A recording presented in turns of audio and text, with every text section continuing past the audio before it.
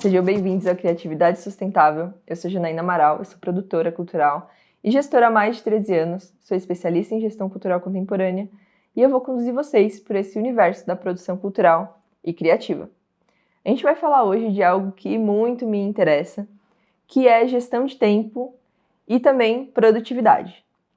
Então, organização e criatividade talvez pareçam campos de conhecimento opostos, mas a verdade é que eles se completam de tal forma que, quando você consegue acessar ambos, você pode expandir a sua capacidade de materializar ideias e também de construir futuros. Se você já fez uma lista enorme de coisas para fazer, passou vários dias só copiando de uma página para outras tarefas, ou pior, se você acabou desistindo de fazer qualquer coisa que fosse, porque você tinha tanta coisa para fazer que você não ia saber nem por onde começar, no fim dessa aula eu espero que você já consiga dar o primeiro passo para começar a se organizar. Então, assim, não importa qual é a ferramenta que você usa para se organizar, tá? Primeira coisa que você precisa entender é que tarefa é diferente de compromisso. E elas precisam ser tratadas de formas diferentes. Então, o que é uma tarefa? Tarefa é uma atividade que precisa ser realizada a qualquer momento, ou seja, ela não tem um prazo específico para executar. Já um compromisso é uma atividade que deve ser feita numa data específica. Então, por exemplo, realizar um exame, assistir um show, são compromissos. Você tem um dia e uma hora para fazer isso. Agora, agendar um exame, comprar ingressos para o show, são tarefas. E sendo duas categorias de atividades diferentes, vai ficar muito mais fácil se organizar quando você não misturar as duas coisas. Isso porque quando você começa a incluir tarefas na sua agenda, você perde perspectiva de priorização. Então você começa a ter a impressão de que tudo que tem que ser feito naquela determinada data, então, mesmo quando você não tem essa necessidade, você está achando que tem. E isso pode acarretar em sensações como ansiedade, frustração, ou então te levar a ficar procrastinando algo simples apenas pela sensação de que aquela tarefa já foi jogada tantas vezes para frente, tantas vezes já foi para o dia seguinte, que você não tem mais vontade de fazer. Eu gosto de trabalhar com duas ferramentas diferentes. Uma agenda ou calendário para compromissos, e aí eu recomendo muito a do Google Agenda, tanto pela integração quanto pelas funcionalidades, e uma lista de tarefas para as tarefas. Eu recomendo os aplicativos Todoist ou Wunderlist. Ambos vão te possibilitar agrupar tarefas dentro de um determinado contexto ou ainda dentro de um projeto, inserir recorrência, prazos limite e outras funcionalidades interessantes. Uma lista de tarefas e uma agenda para compromissos. É isso que eu te recomendo como o básico do básico. Pode ser digital, pode ser físico, o que funciona melhor para você e também para suas demandas. Eu poderia indicar aplicativos mais completos, mas isso também significa que eles vão ser mais complexos, com uma maior curva de aprendizado e com uma maior chance de você deixar de usar em pouco tempo. Então, foque em fazer primeiro o básico bem feito, tá bom? E aí, falando ainda do básico, eu sei que mesmo quem tem suporte em outras áreas da produção cultural e criativa, ainda tem que ficar se desdobrando em várias outras frentes para conseguir dar conta de tudo.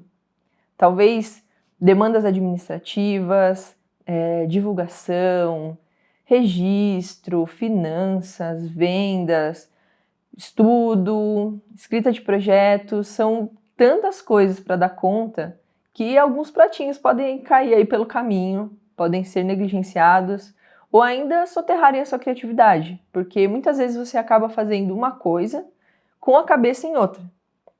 Então, para evitar isso, eu sugiro que você direcione o seu dia, criando contextos para cada dia da semana que vão ser o seu foco do dia. Por exemplo, na segunda vai ser o dia de fazer tarefas administrativas. Então, você vai juntar tudo das tarefas administrativas e realizar naquele dia específico. Na terça, vai ser o dia de cuidar das suas redes sociais. Na quarta, talvez vai ser o dia que você escreve e aplica para editais, e assim por diante. Isso vai te dar clareza e foco, porque você não precisa nem ficar mudando rapidamente a sua mentalidade de um contexto para o outro. E isso também pode trazer a tranquilidade de saber que as tarefas importantes não vão ser deixadas de lado, elas têm um dia específico para ser feitas. O exercício que eu quero que você faça nesse momento é definir quais são os grandes grupos de tarefas ou contexto que você tem na sua rotina, e aí você vai registrar qual o dia mais adequado na semana para trabalhar. Registre na segunda página do seu mapa focal, aquele que está aqui disponível na descrição, tá? Uma dica é aproveitar compromissos já fixados e que te ajudam a entrar num determinado estado de espírito para eles serem a sua âncora. Então, por exemplo, num dia em que você já costuma ter aula, aproveita para que seja um dia com foco nos seus estudos como um todo. Dessa forma, você vai evitar o gasto de energia que é ficar virando essa chave de contexto o tempo todo. Por fim, uma outra técnica muito legal que eu uso no meu dia a dia, e eu recomendo que você passe a utilizar também, é o mínimo viável diário, ou o MVD.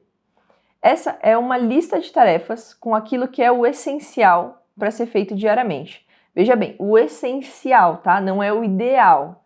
É uma lista que vai te ajudar a manter a rotina e manter tudo minimamente nos eixos, mesmo nos dias que forem mais difíceis. Você sabe que pode acontecer aqueles dias em que você não tá legal, sabe? Que você não tem muita energia, talvez você tenha ficado doente, pegou um resfriado, enfim, coisas que acontecem na vida, né?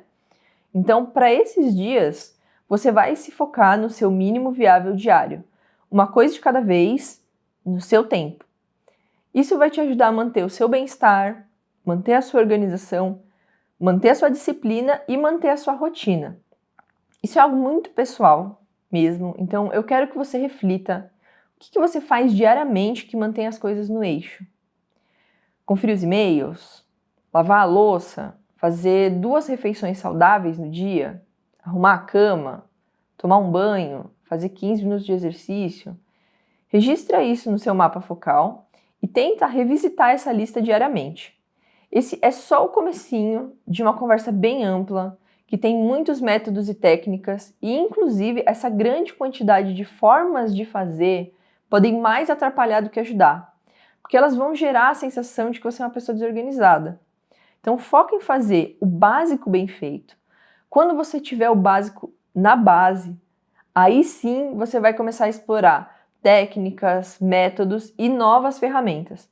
A gente vai aos pouquinhos se aprofundando nesse papo por aqui. Então você pode se inscrever no canal para acessar as próximas aulas e também já deixa o seu like se essa aula foi útil. A gente se vê na próxima aula e até já!